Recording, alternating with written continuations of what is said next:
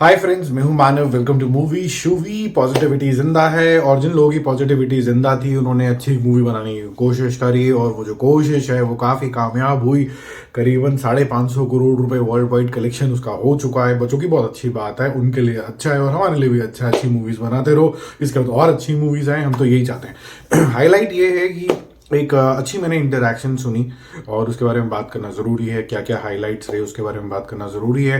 पठान की पूरी टीम आई हुई थी और उनका मानना ये है कि हम प्रेस की जो इंटरैक्शन कर रहे हैं, thank you to the viewers कर रहे हैं। ये कोई प्रेस इंटरैक्शन Q&A नहीं है, ये बेसिकली जो आपने हमें लव दिया है उसको ही मैं रिटर्न कर रहा हूँ। यहाँ पर जो मेरे को लगा सबसे अच्छे जिन्होंने आंसर दिए वो अगेन किंग खान है। शुरू से उसका विट, उसकी स्मार्टनेस हमेशा से ऐसी रही है कि वो अपने आप को दूसरों से थोड़ा सा ऊपर पैक कर देता है, लेकिन फिर भी ऐसा नहीं लगता कि एरोगेंस है, ऐसा लगता है कॉन्फिडेंस है। जो लोगों को बहुत अच्छा लगता है, इंस्पायर करता है कि हमें भी वैसा बनना है।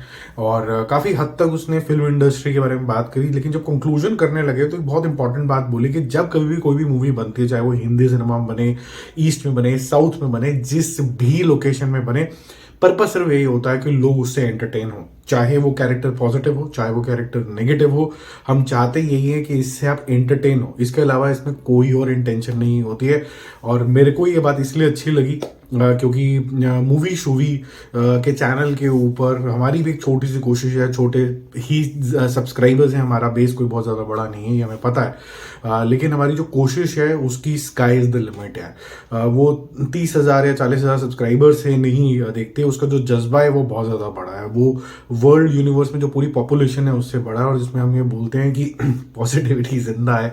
और वो इसलिए जिंदा है क्योंकि हम लोग ये समझते हैं कि इंसान को पहले तो इंसान समझो, ह्यूमन रहो, फिर देश के बारे में सोचो, फिर माँ बाप के बारे में सोचो, अपने कर्म करो और फिर अगर टाइम मिल जाए तो थोड़ा धर्म कर्म और रिलीजन के बारे में भी सोचने लगा, जो बिल्कुल लास्ट माइल पे आपको डिवाइड कर देता है। तो मैं ये नहीं बोल रहा हूँ कि जो लोग बहुत भक्ति भावना की आस्था रखते हैं कि अपने भगवान से आस्था ना रखें। मैं सिर्फ इतना आपको रिक्वेस्ट कर रहा हूँ कि भगवान भी आपको टीचिंग ये नहीं देता कि मेरे कीर्तन करो। भगवान ये कहता है इस कीर्तन से क्या होता है उसको प्रैक्टिस करो, ठीक है। तो अगर आप हनुमान चालीसा पढ़ते हैं, फॉर एग्जांपल मैं भी पढ़ता हूँ, हनुमान चालीसा से आप क्या सीखते हैं ये ज़्यादा इंपॉर्टेंट है कि हनुमान चालीसा जिसपे बेस्ड है रामायण में क्या हुआ था, उसको आज के ज़माने के हिसाब से आपको इम्प्लीमेंट करना है।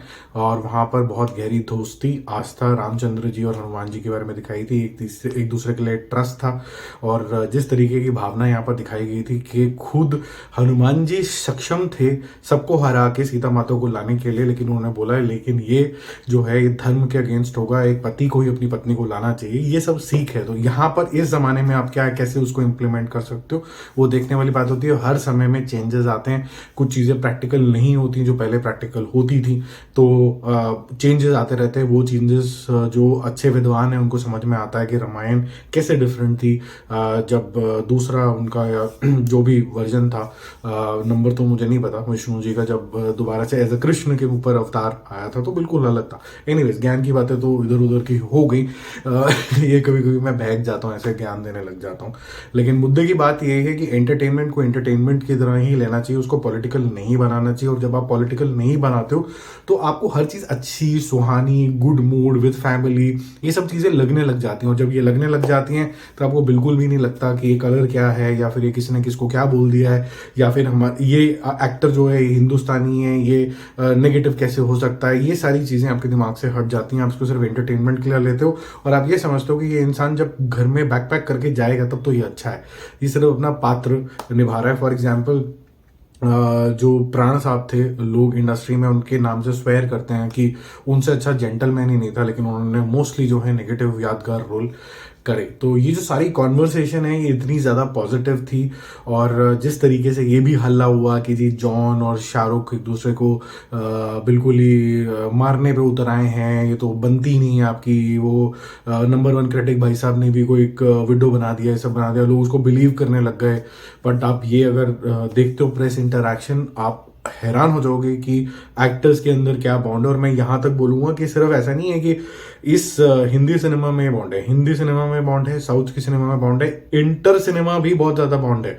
आप हैरान हो जाएंगे जिस तरीके के लव हैं एक दूसरे के लिए। ये जनता जनार्दन जो है वो कुछ लोगों के बहकावे में आगे इधर उधर चली जाती है। बाकी पठान सुपर डुपर हिट है। क्या वो ऐसी पहली मूवी बनेगी जो 1000 करोड़ कर लेगी? हिंदी सिनेमा की मैं बात कर, पहली तो नहीं होगी एक्चुअली, दूसरी होगी दंगल के बाद। बट क्या कर पाएगी कि नहीं कर पाएगी, let's see. We are hopeful. जिस तरीके के नंबर जा रहे हैं करना तो चाहिए, ऐसा कोई भी रीज़न नहीं है कि ना करे। और जितने भी बाहुबली के और KGF 2 के रिकॉर्ड्स हैं वो तोड़ेगी, और हम ये ज़रूर चाहेंगे कि इसका रिकॉर्ड भी कोई तोड़े। हम ये नहीं चाहेंगे कि रिकॉर्ड बना रह जाए, जैसे कि ग्रेट सचिन तेंदुलकर भी चाहते थे कि भाई मेरा रिकॉर्ड कोई हिंदुस्तानी ही तोड़े। और सब मिलके फिर तोड़े ज़रा हॉलीवुड को, उनसे आगे निकले। Bye bye.